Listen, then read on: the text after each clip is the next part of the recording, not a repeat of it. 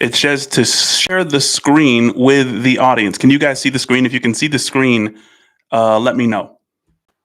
I'm looking at the. If you can see the screen, let me know you can see the screen.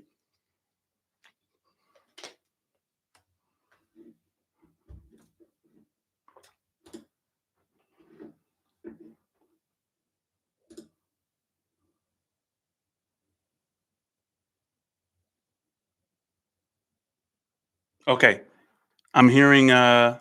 It's saying you're good. We see you. No screen, just you. Let me see.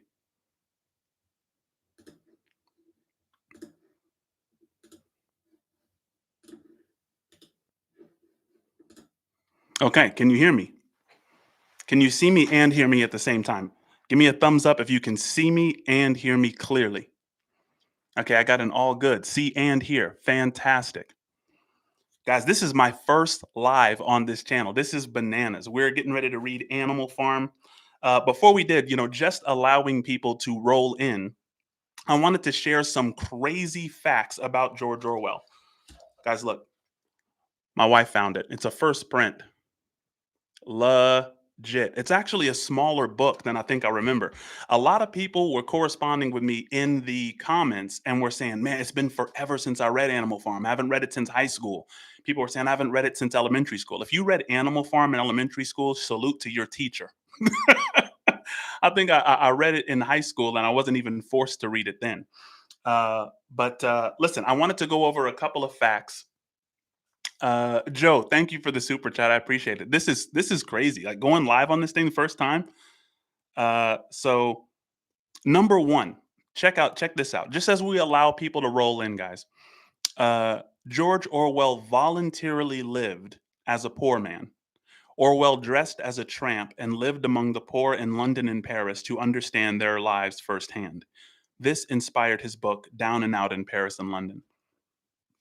Guys, this deep love for his city, deep love for his country, and unwillingness to abandon the streets, right? Just because he was successful. And this was all throughout his life.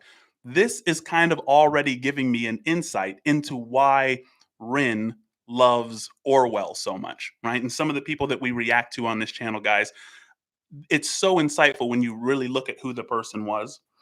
Number two, this is the second fact about George Orwell. He was shot through the neck in the Spanish Civil War. While fighting against fascists in Spain, George Orwell took a sniper bullet through the throat. He survived, but it permanently altered his voice and outlook on his political ideologies. So, guys, as we go through this, just recognize that this is the kind of person that we're dealing with, right? It's good to know kind of what shapes the worldview of the person that you're looking at. Guys, thanks so much for the super chats. I really, really appreciate Stacy Jane Platt. Been there since day one, back since since the Black Pegasus channel. Love, I appreciate it. Number three, um, George Orwell actually coined the term Cold War. Guys, I on this one, was so shocking to me. Back this up if you got. I mean, it's this. I mean, this is off of, these are fun facts produced. I found these on Google. In 1945, in an article in the Tribune, George Orwell was one of the first people to use the phrase Cold War to describe the post World War II geopolitical tension between the US and the USSR. That's crazy. So we learn about the Cold War in history. So we don't know that's a George Orwell term. Uh, Number five, George Orwell considered himself a bad writer. And he's one of the most iconic authors like in history. It says despite his success, George Orwell struggled with confidence, especially earlier in his career. He revised obsessively and once said, writing a book is a horrible, exhausting struggle. And guys, this just kind of shows me how deeply he cares, right? When you really care about the subject, I think that's kind of when you're your own biggest critic, right? And once again, the reason that we got into Animal Farm was because Ren was inspired, but I know that he's one of his own worst critics too. When you look at something like Hi Ren, that's one of the reasons that Ren like really deeply identifies with this author. They were very, very similar, it seems like. Um, George Orwell's real name was Eric Arthur Blair. He adopted the pen name George Orwell because he wanted a solid traditional English name. Orwell comes from the River Orwell in Suffolk. Okay, last fact, because I think a lot of people have are here with us right now.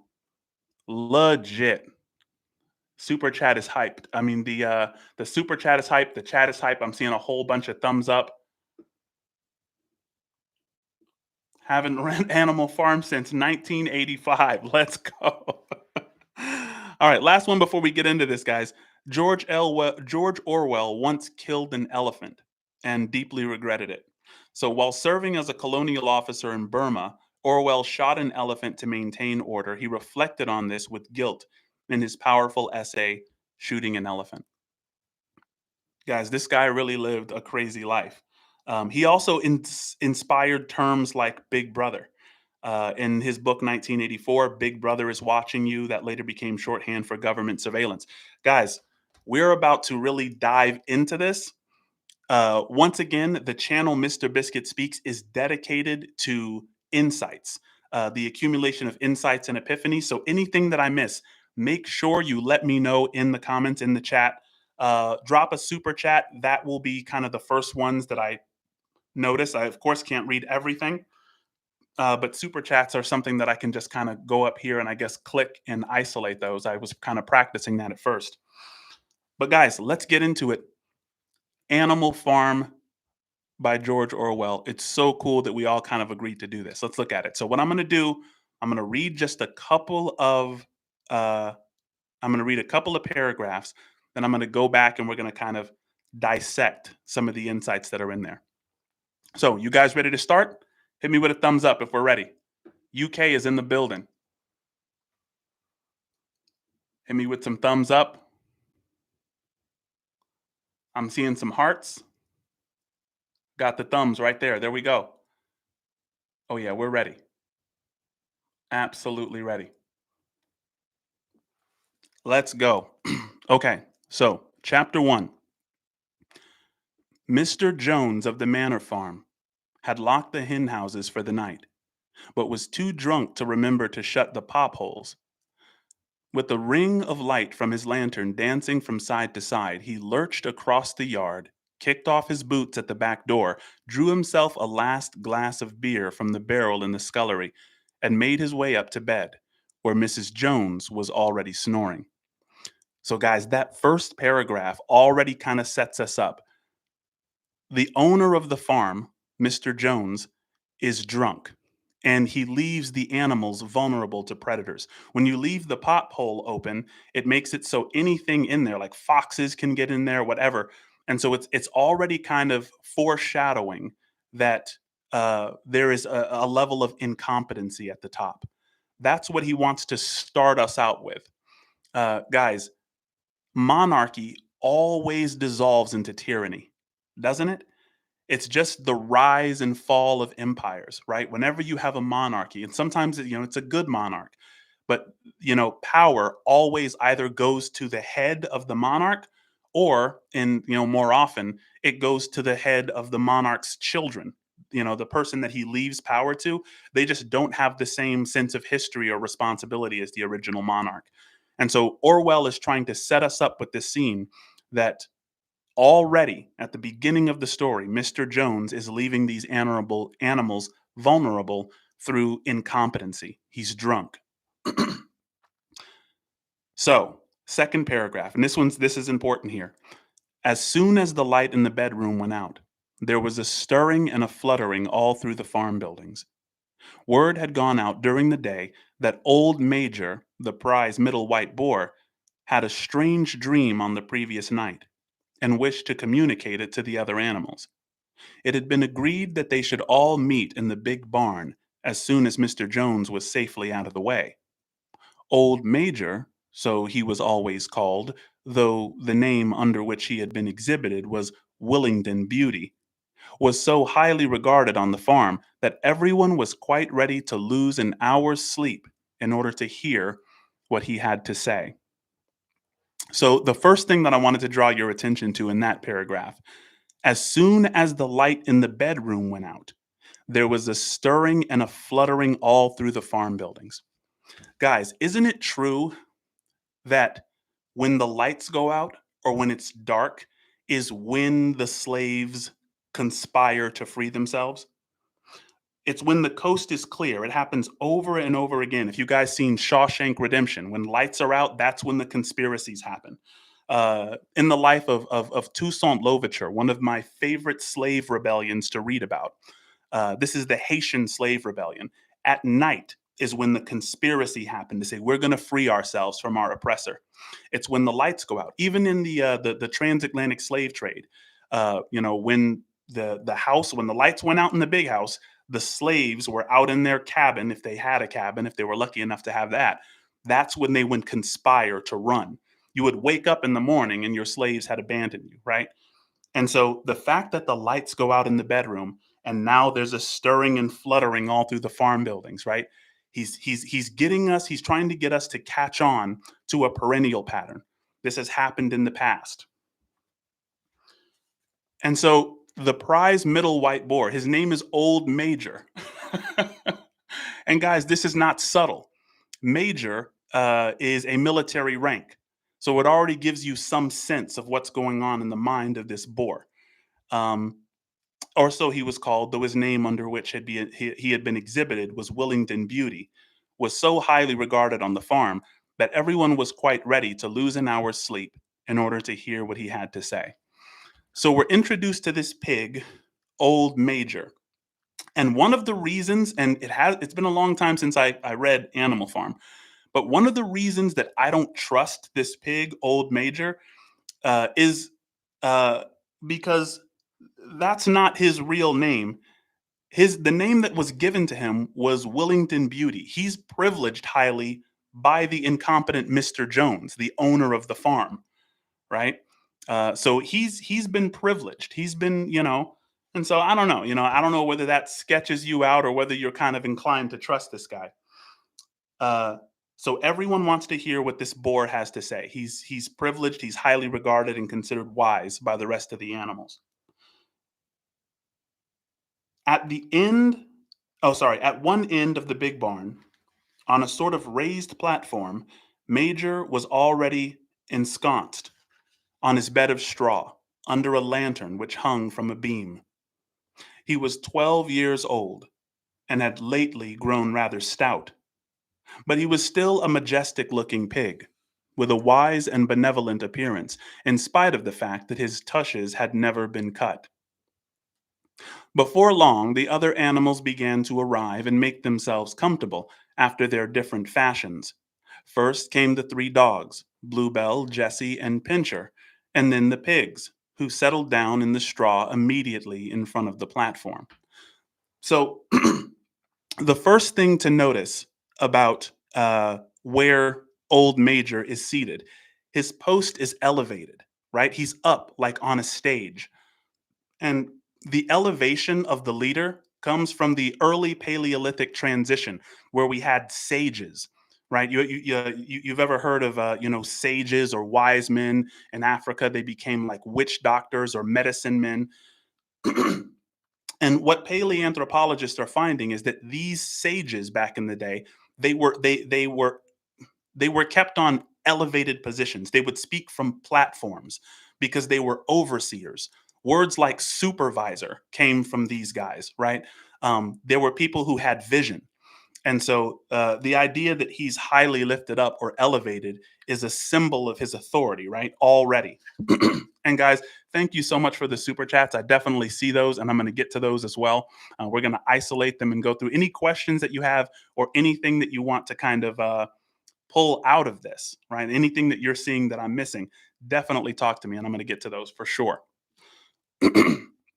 So another thing, his tushes had never been cut, and I had to do some research on that. I was like, what was that? And it's essentially his tusks, right? He has long tusks that have never been cut, which might be George Orwell trying to let us know that he's still in touch with a sense of freedom, or that he's potentially still wild. Um, Maybe that his spirit is yet unbroken. Right? There's a lot of things that this could potentially mean, but uh, This is a part that I wanted you to check out. First came the three dogs, Bluebell, Jessie, and Pincher, and then the pigs, who settled down in the straw immediately in front of the platform, right? So the pigs get the front row seats. Do you guys see how inequality just creeps in really slowly?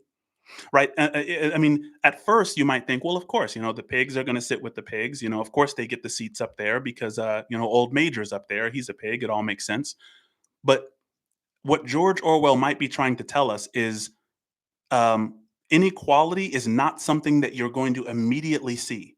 They're going to sneak it in and make it look normal, right? But that's already a form of inequality that they get the choice seats in the place just because they happen to be the same species as Old Major. But anyway, we keep going. The hens perched themselves on the window sills. The pigeons fluttered up to the rafters. The sheep and cows lay down behind the pigs and began to chew the cud. The two cart horses, Boxer and Clover, came in together, walking very slowly and setting down their vast hairy hooves with great care, lest there should be some small animal concealed in the straw.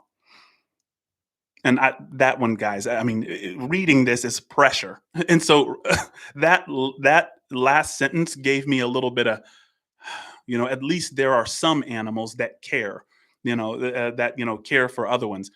It says about uh, Boxer and Clover, these two cart horses. They came in together, walking very slowly, setting down their vast hairy hooves with great care, lest there should be some small animal concealed in the straw. So they're concerned for the smaller animals. Clover was a stout, motherly mare, approaching middle life, who had never quite got her figure back after her fourth foal. Boxer was an enormous beast, nearly 18 hands high, and as strong as any two ordinary horses put together. A white stripe down his nose gave him a somewhat stupid appearance, and, in fact, he was not of first rate intelligence. But he was universally respected for his steadiness of character and tremendous powers of work. What do you think about that? It's saying that Boxer, he's really, really big and really, really strong and really, really unintelligent. And he's garnered respect. Now, there's two ways you could see what they're saying about Boxer here. On the one hand, you could say, okay, well, this is nice. They're saying he's not intelligent, but they still respect him because at least he works hard. That's a nice way of thinking about it. But what if what George Orwell is trying to tell us about Boxer is that it's very convenient for those on the top of the hierarchy that they have someone so dumb that's willing to do so much? There's a couple ways you can think about that, right? It could either be a really good thing or something that's really going to start to affect the people lower on the caste system negatively in the future. After the horses came Muriel, the white goat, and Benjamin, the donkey. Benjamin was the oldest animal on the farm and the worst tempered. He seldom talked, and when he did, it was usually to make some cynical remark. For instance, he would say that God had given him a tail to keep the flies off, but that he would sooner have had no tail and no flies. Alone among the animals on the farm, he never laughed. If asked why, he would say that he saw nothing to laugh at. You know what's interesting? This goat, Benjamin, it's saying he's the oldest animal on the farm and he's the most short tempered. And doesn't that make sense? I mean, if Benjamin is the oldest animal on the farm, he's the one that's most closely and tightly familiar with the decline of, what's the owner of the farm's name? Mr. Jones, right? Benjamin has taken some abuse from Mr. Jones. If he's the oldest animal on the farm, he has seen shit get really, really bad, right? And so he has the shortest temper. He has the least hope. He smiles the least. He rarely ever laughs, right? So we'll take special note of Benjamin as we progress. I hope that he shows up more. Anyway, nevertheless, without openly admitting it, he was devoted to Boxer. The two of them usually spent their Sundays together in the small paddock beyond the orchard, gazing side by side, grazing side by side, and never speaking. The two horses had just laid down when a brood of ducklings, which had lost their mother, filed into the barn, cheeping feebly and wandering from side to side to find some place where they would not be trodden on. Clover made a sort of wall round them with her great foreleg, and the ducklings nestled down inside it and promptly fell asleep. And so we're seeing a little bit of solidarity here.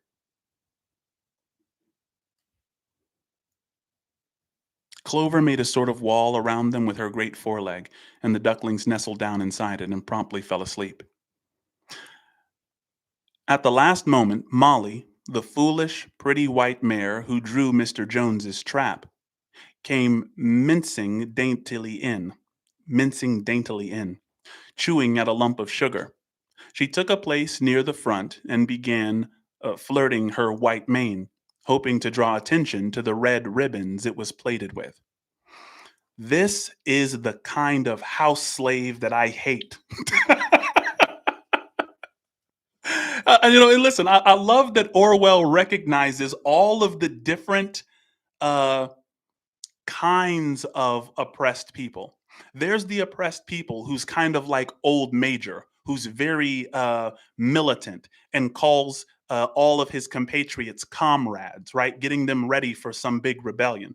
And then there's the oppressed who act a little bit like Molly, who's just, really privileged and loves living under the oppression because they're on top of some hierarchy, within the oppressed group, right? You guys remember in Django, the character played by Samuel L. Jackson, who was just that house slave who was happy to have as much power as he could get from what was it, Mr. Candy?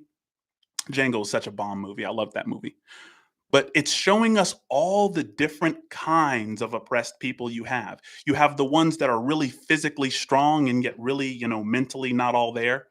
You have the ones that deeply are inclined to rebel. Um, you have the ones that care about the ones who are weaker than them, and then you have the mollies who just kind of want to be noticed. It's really interesting. But Molly, the foolish, pretty white mare who drew Mr. Jones's trap, came daintily in. Why is that so hard to say? Chewing at a lump of sugar. She took a place near the front and began flirting her white mane, hoping to draw attention to the red ribbons it was plated with. Last of all came the cat, who looked round, as usual, for the warmest place, and finally squeezed herself in between Boxer and Clover, where she purred contentedly throughout Major's speech without listening to a word of what he was saying. Guys, when this cat completely ignores the entire speech, and when he tells us that the cat ignores the entire speech before even giving us what that speech was, maybe he's trying to tell us that this cat understands something, or maybe that the cat has no respect for Major. Maybe both. All the animals were now present except Moses, the tame raven, who slept on a perch behind the back door. When Major saw that they had all made themselves comfortable and were waiting attentively, he cleared his throat and began. Comrades, you have heard already about the strange dream that I had last night, but I will come to the dream later. I have something else to say first. I do not think, comrades, that I shall be with you for many months longer. And before I die, I feel it my duty to pass on to you such wisdom as I have acquired. I have had a long life. I have had much time for thought as I lay alone in my stall. And I think I may say that I understand the nature of life on this earth as well as any animal now living. It's kind of that's a little bit of an arrogant take. I mean, he's sure of himself. He says, "It is about this that I wish to speak to you. Now, comrades, what is the nature of this life of ours? Let us face it. Our lives are miserable, laborious, and short. We are born, We are given just so much food as will keep the breath in our bodies, and those of us who are capable of it are forced to work the last atom of our strength. Hmm. This doesn't apply to Old Major, right? I mean, it described Old Major as being stout, meaning he's very well fed. He's taken to the fair and wins prizes. He's given some special name by the farmer who owns the farm. Um, I don't know. It kind of seems a little bit like sophistry. And I'll get a little bit into what that is first. Guys, is there anything, let me pause here for just a second. Is there anything that I should address so far? I want to take a look at where we are. Um, Guys, I totally appreciate the compliment. When I first moved to Spokane, I read audiobooks for a living. So I've got like hundreds of audiobooks on Audible that I've read through. uh, Maureen O'Hara, Orwell points out that there are aspects of us that are not equal. The struggle, Govushin, treating everyone as an equal. I'm not sure what that word is, Govushin, if anybody can help me with that. But Orwell points out that there are aspects of us that are not equal. The struggle may be treating everyone as equal. Let me see here. Marine legend. Love this. Sorry I'm late. How far into it? So, guys, we're getting back into it. Guys, this is so incredible that we have this community reading Animal Farm. It's such an important book right now for the era that we're in, for the time period we're in. So, thank you for being here and for joining me in this. Um, so, let's go back to what Old Major is saying. He says, "Now, comrades, what is the nature of this life of ours? Let us face it. Our lives are miserable, laborious, and short. We are born, we're given just so much food as will keep the breath in our bodies, and those of us who are capable of it are forced to work to the last atom of our strength. And the very instant that our usefulness has come to an end, we are slaughtered with hideous cruelty. No animal in England knows the meaning of happiness or leisure after he is a year old. No animal in England is free. The life of an animal is misery and slavery. That is the plain truth." Guys, isn't it the nature of politicians to talk about our plight first? It's very rare that politicians lead with how good we're doing. Like, what if I was running for president and I said, America, aren't we doing great? Aren't we privileged? I mean, can't we just go down the street and like go through a drive through and like, go through McDonald's? Can't you just pick up a pair of sneakers? Can't you just take the day off if you requested a couple days early? Like, aren't things pretty good comparatively, at least, with, the rest of the world who, isn't, as privileged as we are? People just don't lead with the blessings when they have something to promote, right? Um, Pauline said, "Money towards the cost of the next book for our book club reading." That means a lot. We're going to keep this going. This is going to be an aspect of this channel, guys. So I definitely need recommendations for further books because we will go through it. I'm a book nerd. But he says, "That's the plain truth." But is this simply part of the order of nature? Is it because this land of ours is so poor that it cannot afford a decent life to those who dwell upon it? No, comrades, 1,000 times no. The soil of England is fertile, its climate is good, it is capable of affording food in abundance to an enormously great number of animals than now inhabit it. This single farm of ours would support a dozen horses, 20 cows, hundreds of sheep, and all of them living in a comfort and a dignity that are now almost beyond our imagining. Why then do we continue in this miserable condition? Guys, listen. As someone who watches his fair share of graphic nature videos, I mean, I watch crocodiles versus monkeys. I love to watch hyenas attack gazelles. I just love to watch wildlife, especially the violent aspects. It's just, listen, it's one of my vices, if you want to call it that, right? Uh, and tell me if you disagree. But I think that nature is fairly violent too. It's not a utopia out there, right? I mean, to be honest, I mean, if I was a cow, let's say, I would maybe rather get butchered by a human being than one of those wild cats out there who are going to get you by the throat, or you know it's it's not all bells and whistles. It's not, the grass is not necessarily greener on the other side, guys. I mean, if you disagree, you disagree. um but look, I mean, I'm not going to say that old Major doesn't have a point. He certainly does. Let's continue.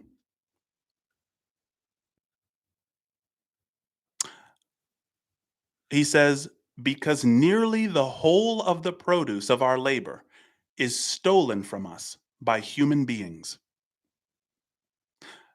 There, comrades, is the answer to all our problems. Now, this is another line that makes me not necessarily trust Major so much. When someone says this is the source of all our problems, you sound a little bit more like the authoritarians.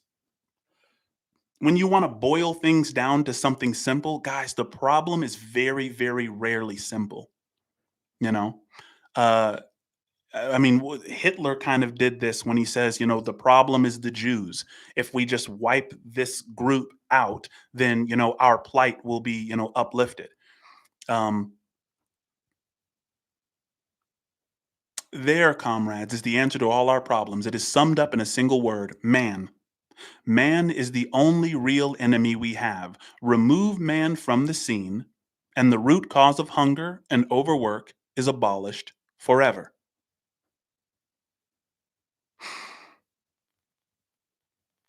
Guys, look, I think, it comes to my attention that some of these animals are a bit gullible. And George Orwell wants us to understand that about, certain horses like Boxer is a little bit gullible. But before you wish that your society was less gullible, understand that you need a gullible group, right? Without a certain amount of gullible people, you will. Without a certain amount of gullible people in society, the society descends into anarchy because everyone's a skeptic, right? And then without a certain amount of skeptics in society, well, then everyone's gullible, and so you're headed toward tyranny. There's going to be some tyrant that just talks you into letting him have all the power. So you don't want your society to be full of gullible people, but you don't want it to be full of skeptics either. The skeptics protect the gullible people from tyranny, and the gullible people protect the skeptics from anarchy. And so you want this sweet spot where there's a mixture of types of people, right? Does that make sense? And it looks like we have this mixture here. He says, remove man from the scene, and the root cause of hunger and overwork is abolished forever. Man, he continues, is the only creature that consumes without producing. He does not give milk. He does not lay eggs. He is too weak to pull the plow. He cannot run fast enough to catch rabbits. Yet he is Lord of all the animals. He sets them to work. He gives back to them the bare minimum that will prevent them from starving, and the rest he keeps for himself. Our labor tills the soil, our dung fertilizes it, and yet there is not one of us that owns more than his bare skin.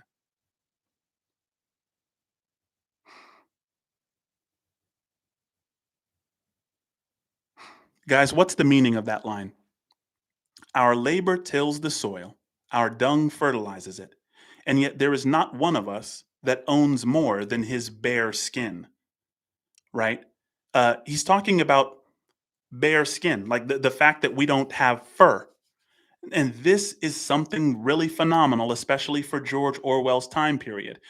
This pig is starting to make a distinction. He's trying to de animalize us.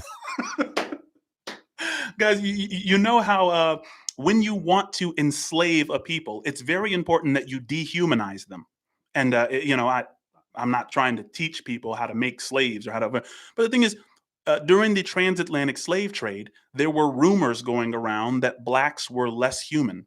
The Three-Fifths Compromise may have had something to do with that. But there was, pseudoscience saying that, Africans don't feel pain to the same degree, that we can just be treated like animals and sold like animals. And so you have to dehumanize in order to pacify the conscience, right? And so it seems that old Major, this pig, in order to pacify the conscience of these moral animals and uh, to overthrowing the human race, he has to de-animalize us and say, look, these humans are in a category apart from us. And because they are in a category apart, it's justifiable what we're planning to do to them with this revolution. But think about this. He says, our labor tills the soil, our dung fertilizes it.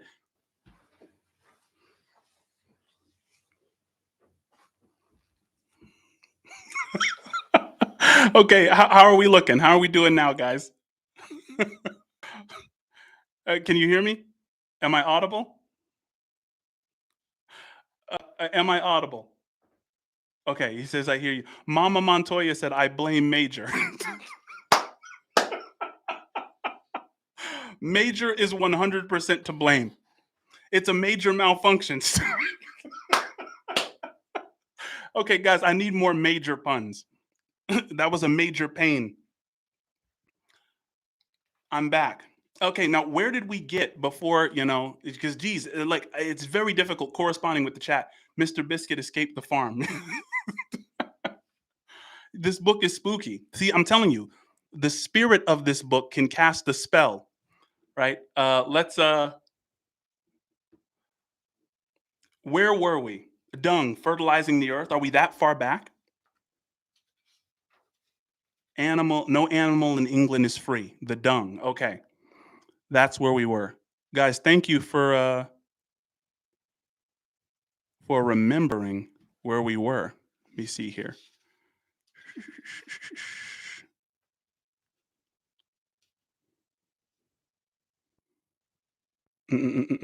Okay, perfect. Guys, give me a thumbs up if we're good. Because we're almost out of time. We're about 10 minutes. Okay, we're all good. We got all thumbs.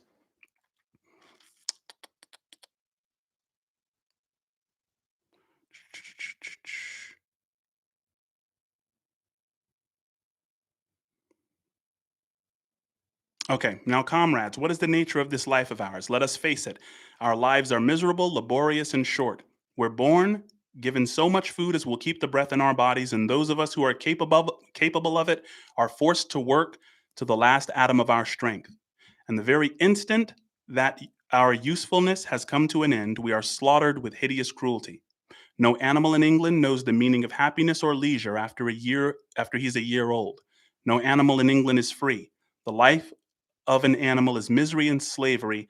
That is the plain truth. But is this simply part of the order of nature? Is it because the land of ours is so poor that it cannot afford a decent life to those who dwell upon it? No, comrades, 1,000 times no. The soil of England is fertile, its climate is good, it's capable of affording food in abundance to an enormous great number of animals, more than now inhabit it. This single farm of ours would support a dozen horses, 20 cows, hundreds of sheep, and all of them living in a comfort and dignity that are now almost beyond our imagining. Why then do we continue in this miserable condition?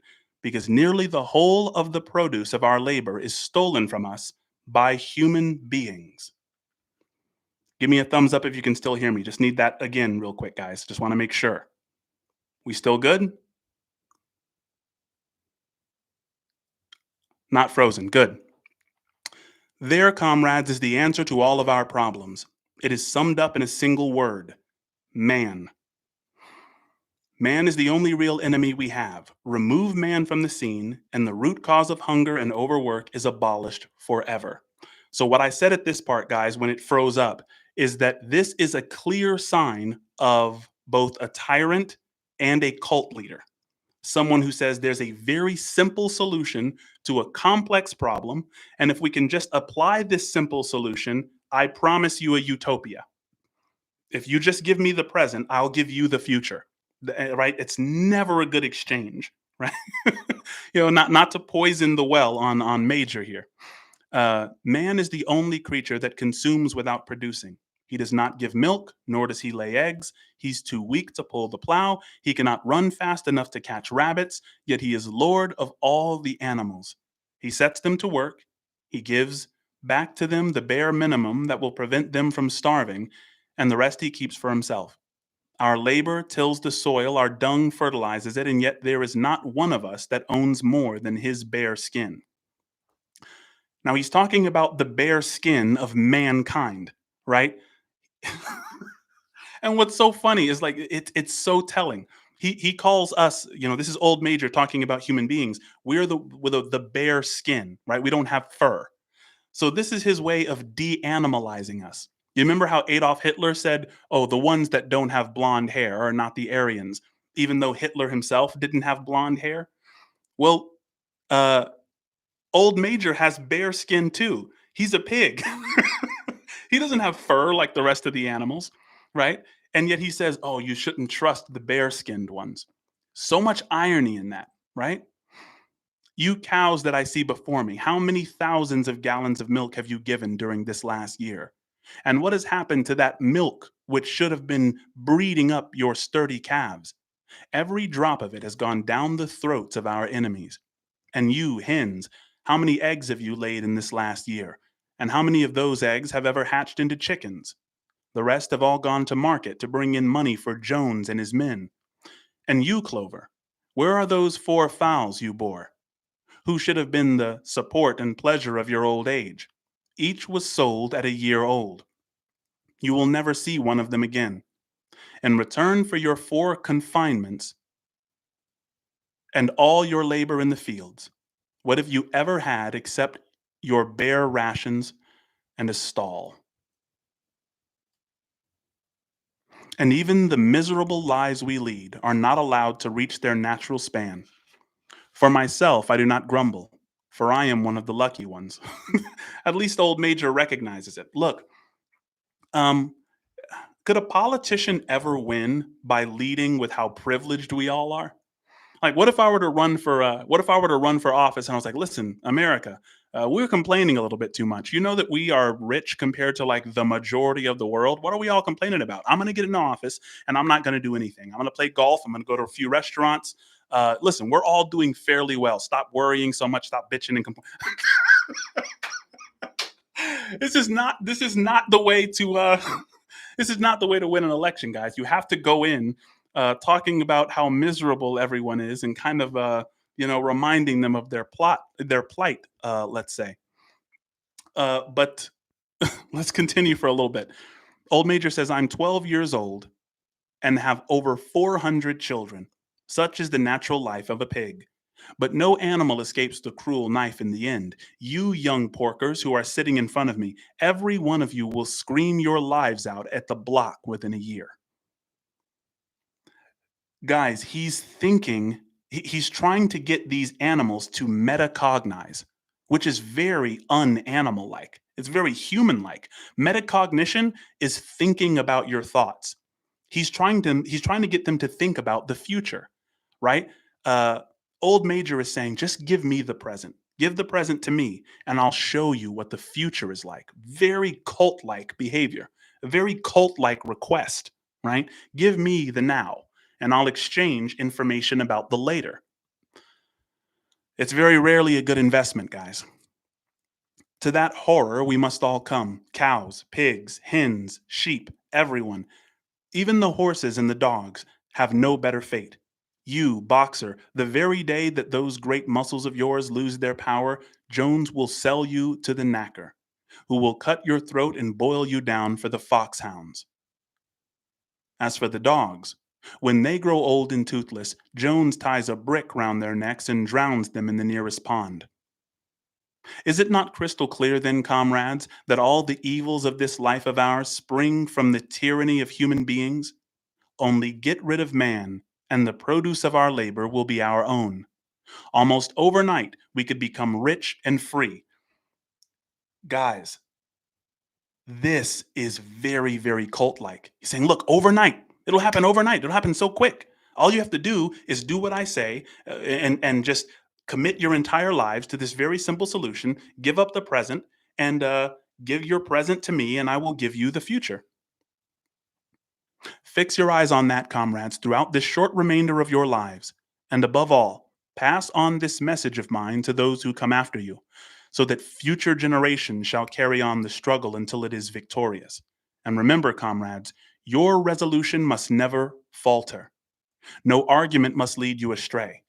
Guys, I hate that line. Never let somebody tell you, don't let any arguments lead you astray. Don't use your reason. Don't use any rationality now. Just, remember, you've given me the present and I'm going to give you the future at some point. Uh, I mean, look, he says sooner or later, right? It might be a week, it might be 100 years, right? But he's like, but just give me the present, give me your dedication for life. Don't let any argument lead you astray, God forbid. He continues, never listen when they tell you that man and the animals have a common interest, that the prosperity of the one is the prosperity of the others. It's all lies. Man serves the interest of no creature except himself. And among us animals, let there be perfect unity, perfect comradeship in this struggle. All men are enemies, all animals are comrades. So, guys, before I end this live, I do want to get to this very important point because we're not going to be able to finish the chapter at this point, but that's all right. We'll pick it up.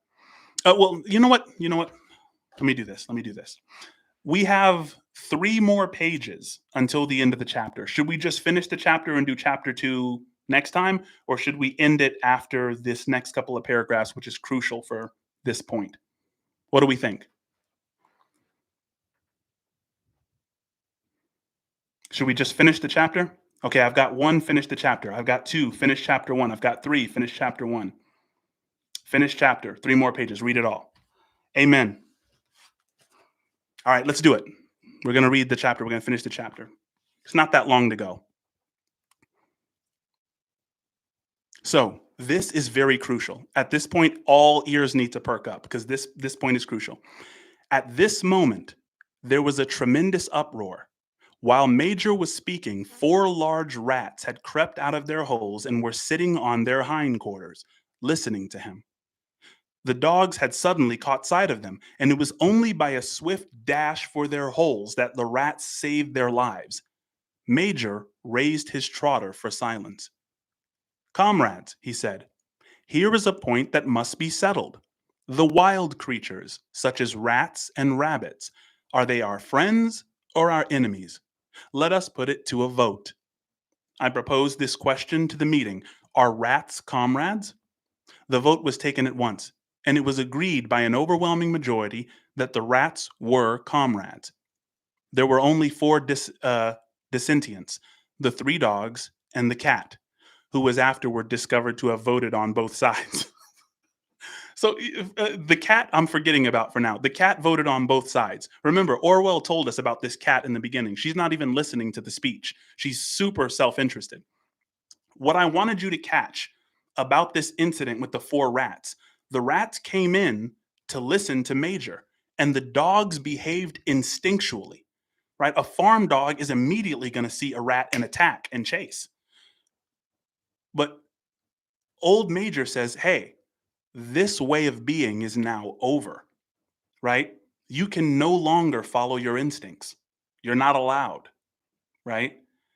Uh, there's so many ways that these animals are being humanized, right? Old Major said, hey, I don't want us to be like the humans, but they just voted. Bro, they just voted. What's more humanizing is like animals voting? That's very human like. And they vote to remove the instincts of the dogs. The dogs kind of chase rats by instinct. It's like you're removing what kind of makes them deeply who they are. And what's fascinating, they don't even notice. So Major continues, I have little more to say. I merely repeat, remember always your duty of enmity towards man and all his ways. Whatever goes upon 2 legs is an enemy. Whatever goes upon 4 legs or has wings is a friend. And remember also that in fighting against man, We must not come to resemble him. Even when you have conquered him, do not adopt his vices. No animal must ever live in a house, or sleep in a bed, or wear clothes, or drink alcohol, or smoke tobacco, or touch money, or even engage in trade. Guys, I don't know if you guys realize this, but human beings were domesticated by wheat crops. I think that's the reason that the majority of us have houses is because when the agricultural revolution occurred, man had to just stay around and watch his crops, make sure that robbers didn't come in and take it, or make sure that animals didn't. So, because crops are very temperamental, you have to really babysit them. We would just build up houses, and we were domesticated by crops. Right? That's to be domesticated like domicile, same root to be housed. Human beings were put in the house by crops. Fascinating. We were domesticated not even by animals, but by crops. Um, all the habits of man are evil, and above all, no animal must ever tyrannize over his own kind.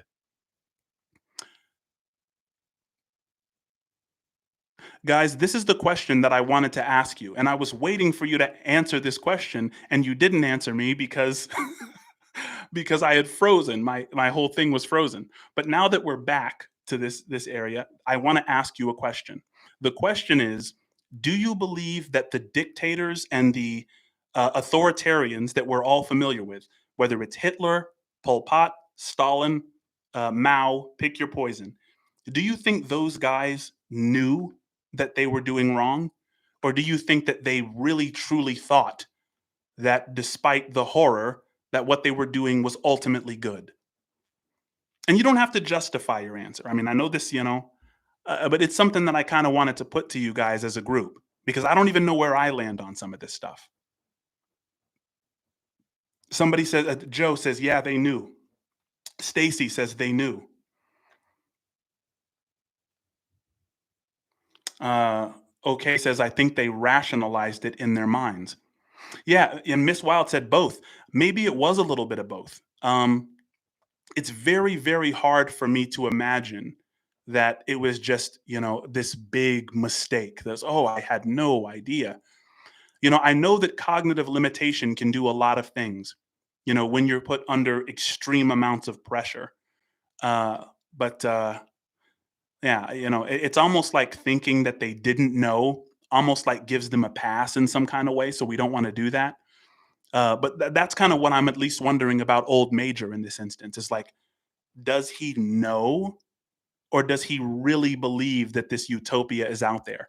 Because sometimes, and I think one of the things that separates a cult leader from an authoritarian is that a lot of times, guys, the cult leaders drink their own Kool-Aid. They're like, yeah, I am the alien from outer space that's here to save. I am the return of Christ, right? That's what a cult leader is going to kind of lead with sometimes. Not all the times. Sometimes cult leaders know too. So we're almost done. And now, comrades, I will tell you about my dream of last night. Finally, we get to the dream. I cannot describe that dream to you. It was a dream of the earth as it will be when man has vanished. But it reminded me of something that I had long forgotten.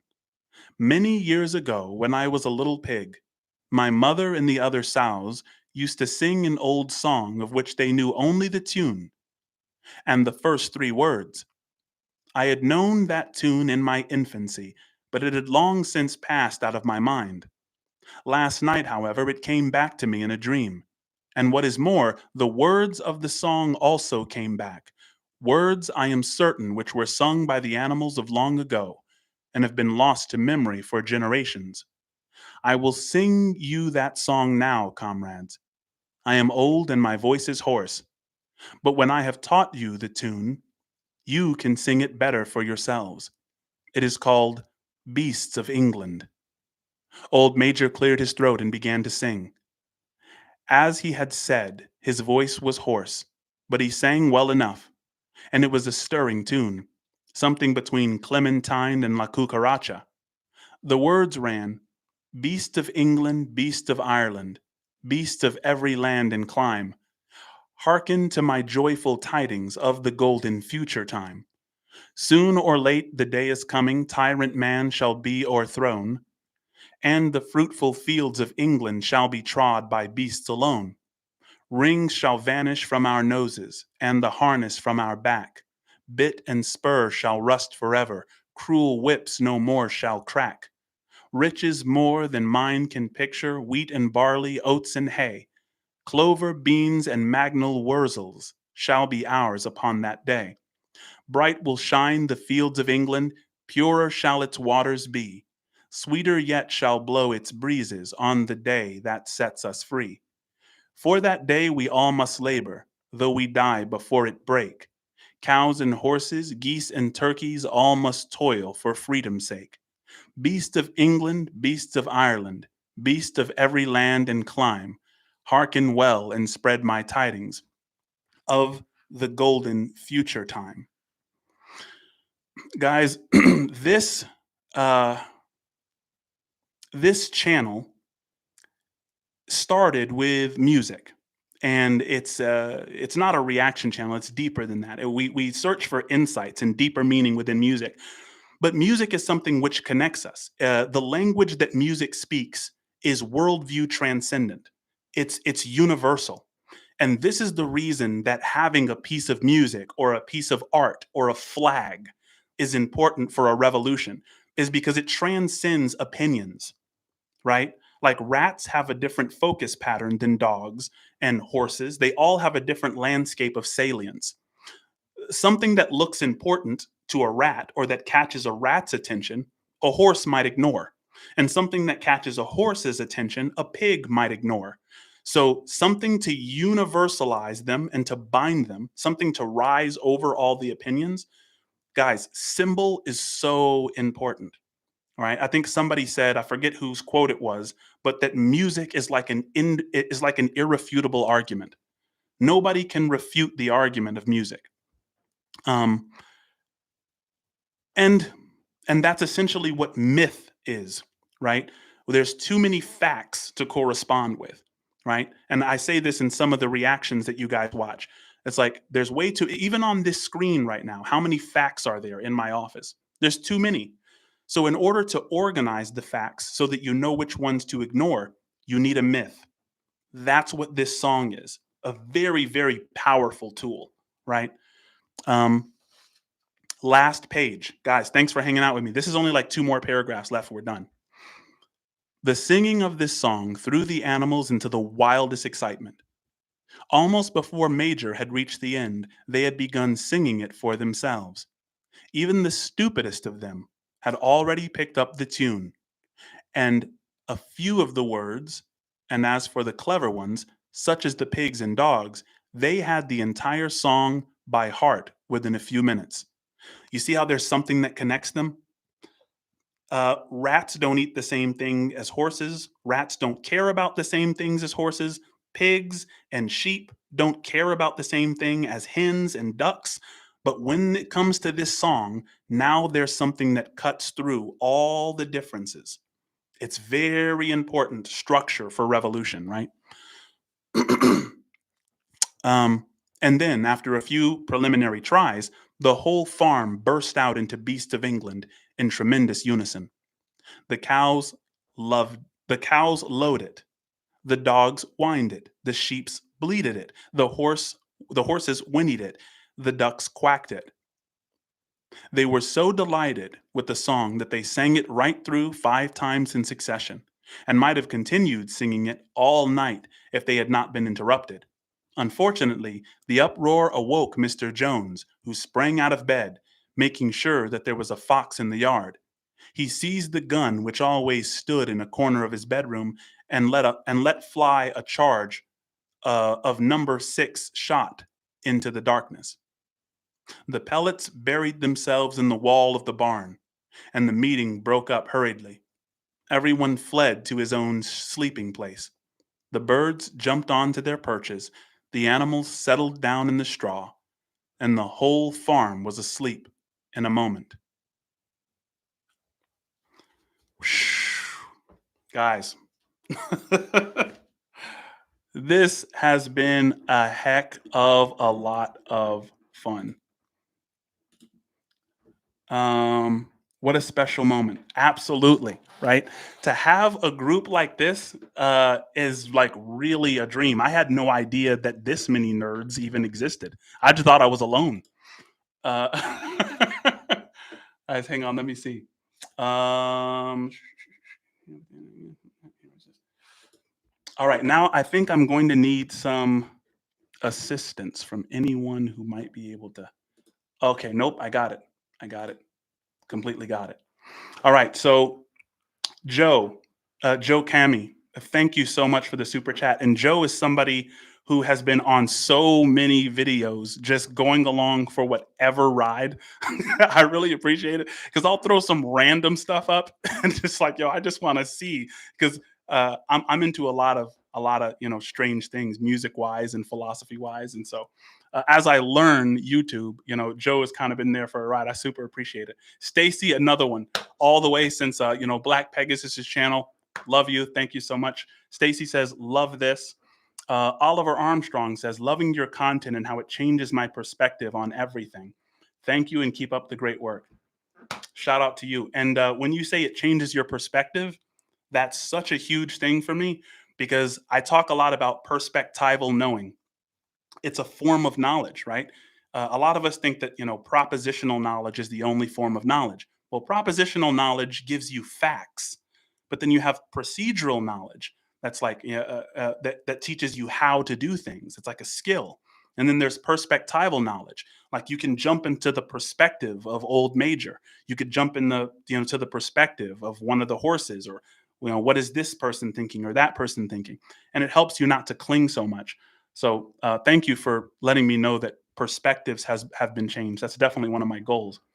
Maureen O'Hara says Orwell points out that there are aspects of us that are not equal.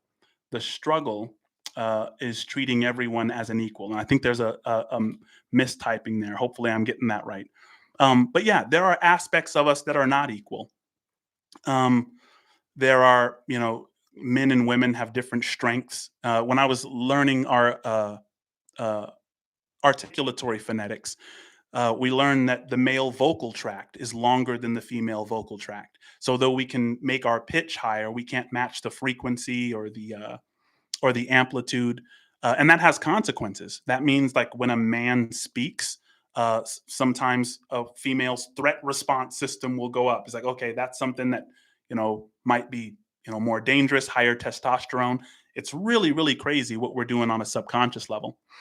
Pauline Thomas says money towards the cost of the next book for our book club reading.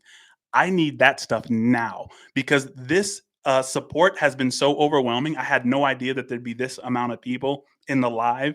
So right now, just start messaging on any of the comments on any of the videos that I drop. What book you want to be next?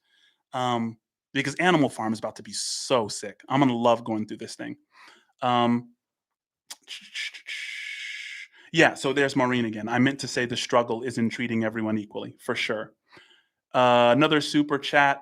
Taurus said, my introduction to this book. So happy to be here. I'm really, really happy to have you. We need everybody's perspective, everyone's insights and input. Dia says, here for having the greatest live chat. Would like the story now, though.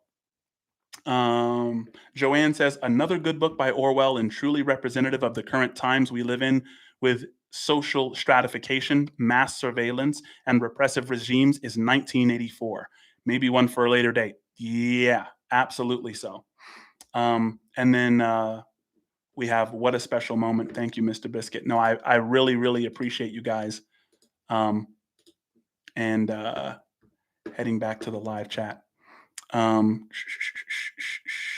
yeah, yeah. 1984 is a great recommendation, guys.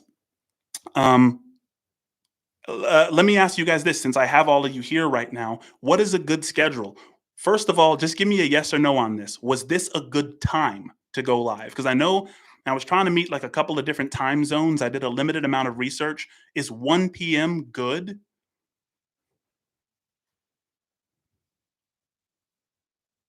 Okay, fantastic. I'm getting lots of yeses. Fantastic. Okay, so with this, I mean, guys, like, I mean, I'm somebody who loves this stuff. I want to go in. Do you guys want to do this once a week? You guys want to do this twice a week? How much is too much? Because the thing is, I also want to incorporate an ecology of practices.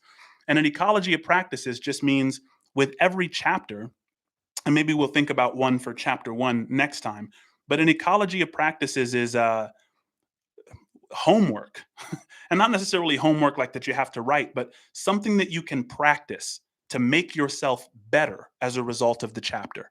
To not have just read it and gotten the relevant information, but to say, here's what Orwell wants me to practice in order to avoid being victimized by what he's trying to present in the narrative. Does that make sense? But how many times, like twice a week? Would you guys want twice a week? Twice a week, yeah. So we're all 100% on the same page. I love this. So some people are saying once a week. Some people are saying once a week. Some people are saying twice a week. Let me see. One thing I am going to do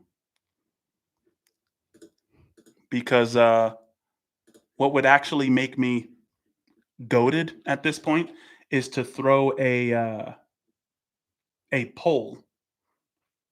So, guys, in my next videos, and I don't know, I mean, I've got some things in the tuck that are releasing later today and tomorrow.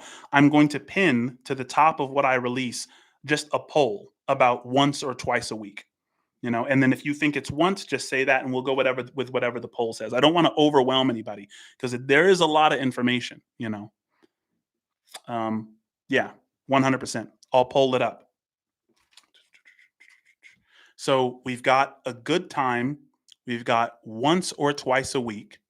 Now, lastly, just to see where you guys are at, what is your book recommendation? What would you love to see after this one that we can really, really sink our claws into?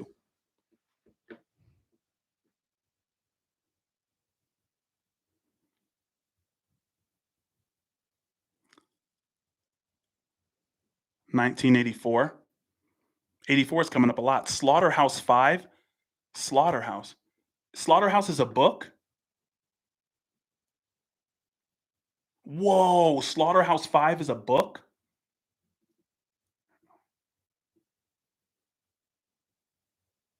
Yo, I didn't know Slaughterhouse was a book. Slaughterhouse Five. I'm gonna have to look that up. I've never even heard of that. Interesting.